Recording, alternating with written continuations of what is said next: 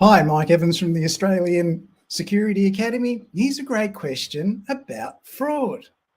My client pays $60 an hour for me to read instructions. So let's have a look at it.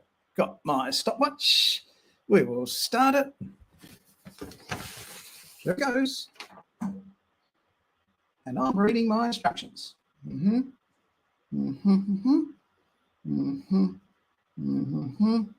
Yep. Okay. This person, that address. Rightio. Yep. Right. Got that. Go there. 30 hours. Right. Stop. Okay. To read my instructions, it took me 32 seconds. So they're my instructions on the case that I've got. What I need to know now is when I send in my invoice, which I'll just fill out now. Here's one I prepared earlier.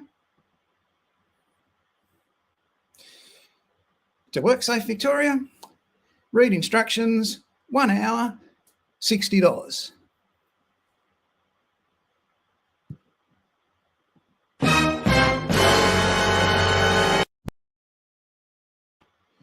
Okay, it took me 30 seconds to read those instructions. I just charged $60 for it. Is that fraud? Now that is a very good question. How about I read the instructions on the next file and we'll get the stopwatch ready.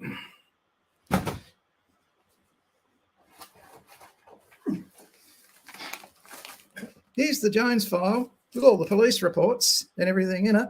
Now I've got to read this.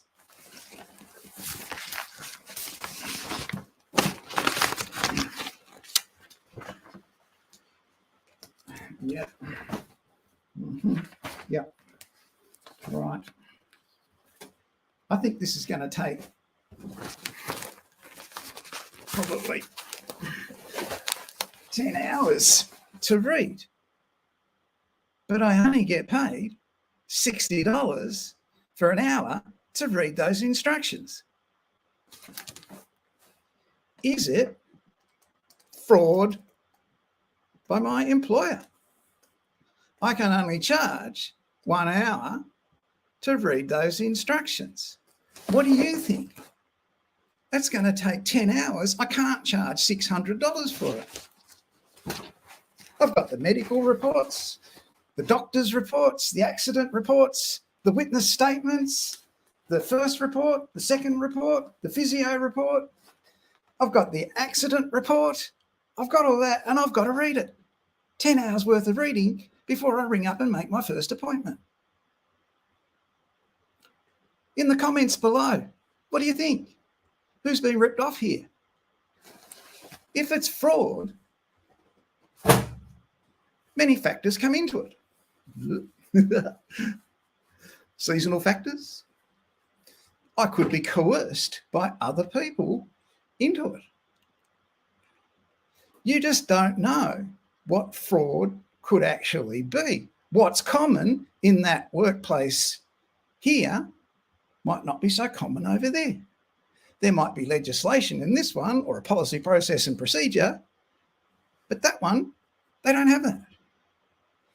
So this is one of the great conundrums. You can accuse someone of fraud, but they might be only doing what is normal practice in that workplace. Well, they agreed to it. Something to think about. Put a comment in the comments section. Tell me what you reckon. Was my 30 seconds of reading instructions for $60 fraud? Was there 10 hours worth of instructions against me? Was that fraud? It's a really complicated question.